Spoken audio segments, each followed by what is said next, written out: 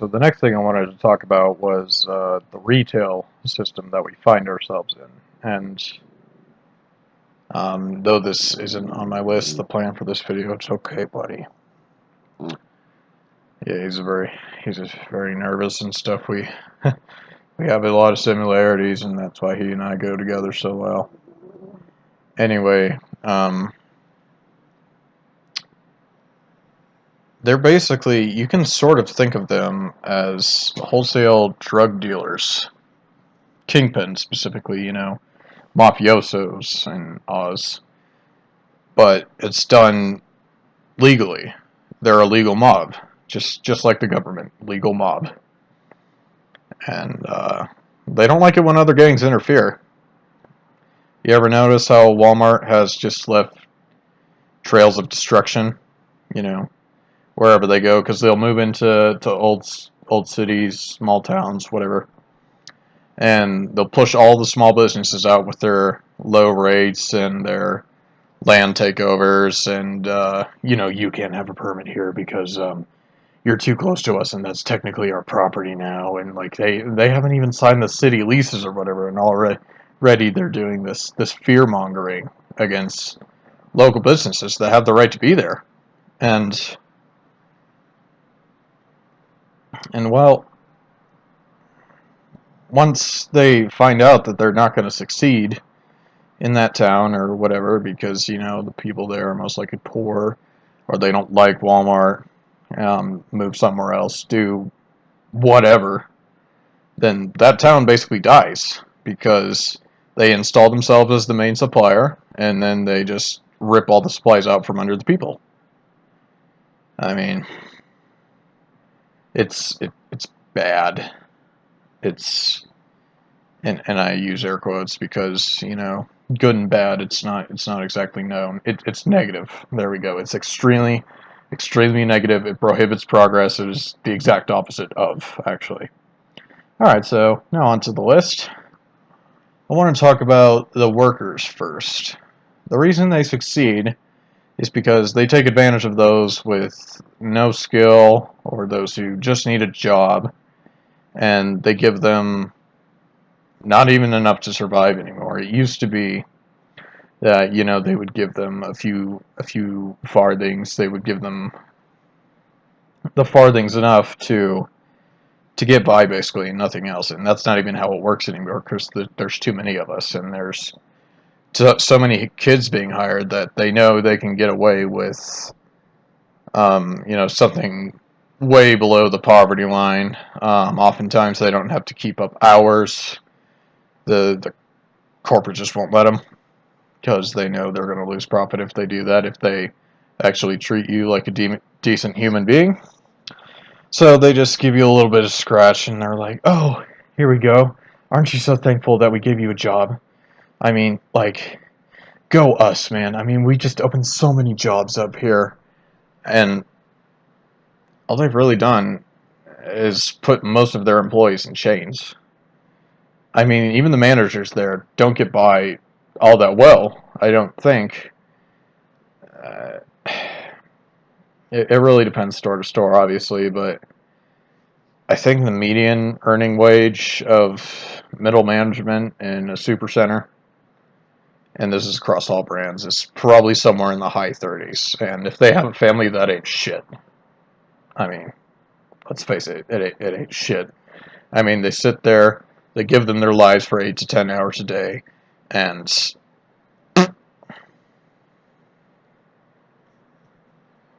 and they get away with it because people want shit. I mean, that's it. They just want their shit. They want it quick, and they want to get out, and they don't really care about the consequences of it. All right, so the next one, screwing the customer.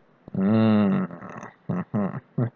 Oh, but Logan, I thought you said these superstores were feeding the customer and everything, and I thought this was a really good system for them because they're allowing them exactly to be the consumers they want to be, and they have instant access to all this shit. And oh man, we're just in such a great time. I mean, you can get anything you want, and the standard of living is just so high. And in many ways, yeah, that's true. I mean, look at what I'm wearing. They're from Walmart. Cost me $20, and they do the job, so I can bring those to you. But it's the promotions. It's the things that are supposed to help you out, or at least that's what they say.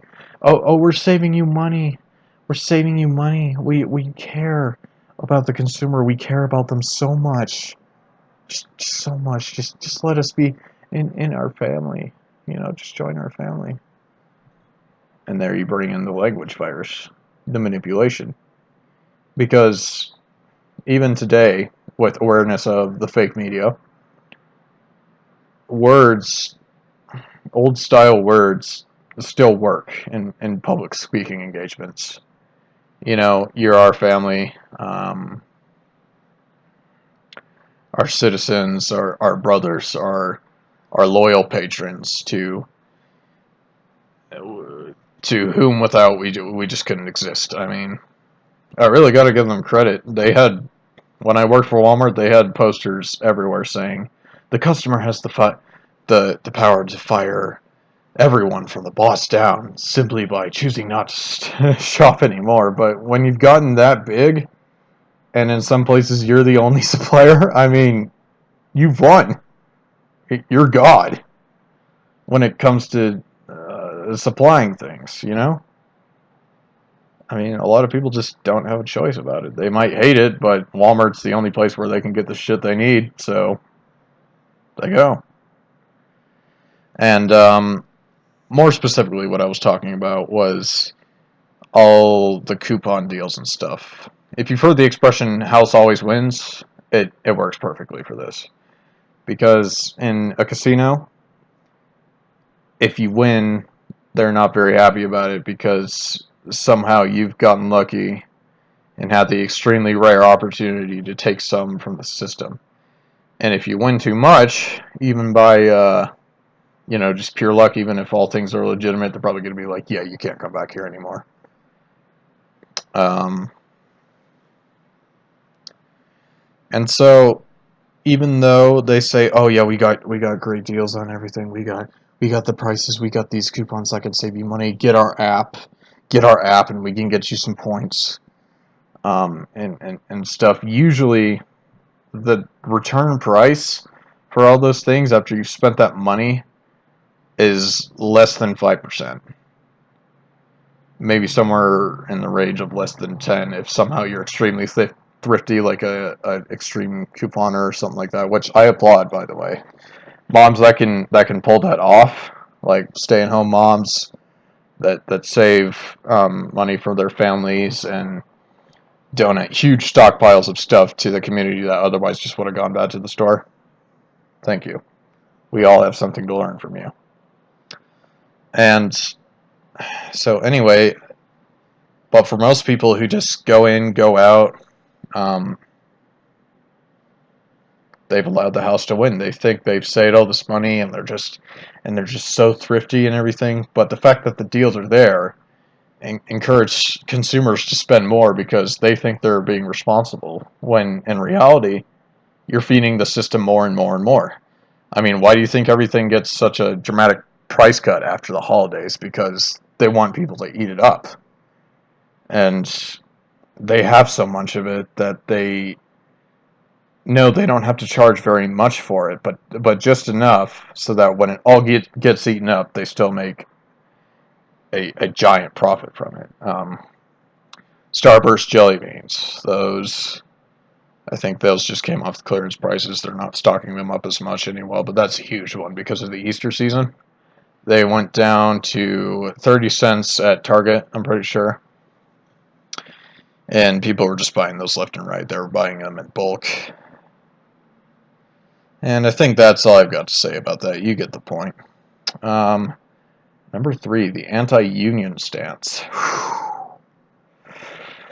It was like one of the actual great ideas of the left in this country was to encourage and empower workers to form unions. I mean, it saved us. It saved us from the over 8-hour workday. It created OSHA, which still doesn't do shit, by the way. My experience at Discount Tire can tell you that, hands down.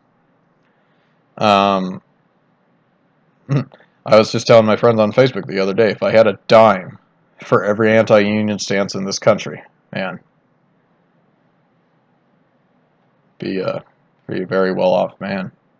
Wouldn't be working 13 hours, that's for sure. So anti-unions, I'm not even sure how this happened. I need more information about it.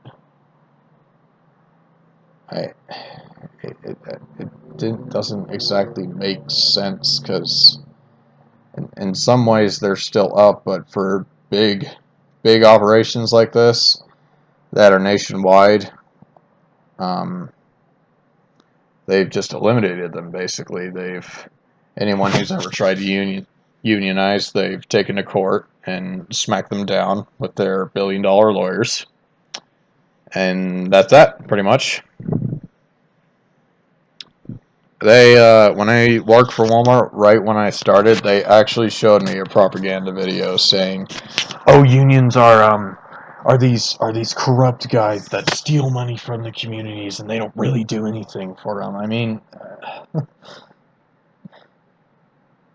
capitalism in motion, man. It has to be modified, or else they're basically going to continue to be the quasi government in place of where the United States no longer currently takes responsibility. Okay, and number 4, hypocrisy. This mainly has to do with the environmental stuff. I mean, oftentimes you'll see recycle boxes, you'll see bags and stuff, and they'll say like, "Oh man, look at all this awesome CFL technology we're using and stuff. Um, we're just so green. We just love this planet. We love our customers too. Of course, we're never gonna turn our back on our customers, but we also love this planet. Come on, let's just share the love." Yep, there we go. I got it. Let's just share the love. When really, I mean, they're gonna do things the cheapest way possible. They're gonna buy their shit in bulk. They're gonna send trucks across the country, make holes in the ozone layer, and they're not gonna run them on anything but diesel, of course, even though it's possible not to. I mean, it's all just interconnected, all of it, and I'll do some more videos on the interconnectedness. I need to formulate some ideas from the information I've received thus far. I mean, you really, all you have to do is read the fine print under the big bold letters. It's not even hard anymore. And number 5 is going to be the psychological aspect, the language virus, but I think I've pretty much covered that. Yeah, so if you're stuck in retail right now, I'm truly sorry. I hope you can get out of it. If you're stuck in a small town where you have to buy your shit from the big box, only buy what you need. And if it does make sense to actually do those points like over a period of time, so maybe one trip you can save something, then I encourage you to do that. But don't buy shit just for the purpose of getting those points. That's where they suck you in. All right.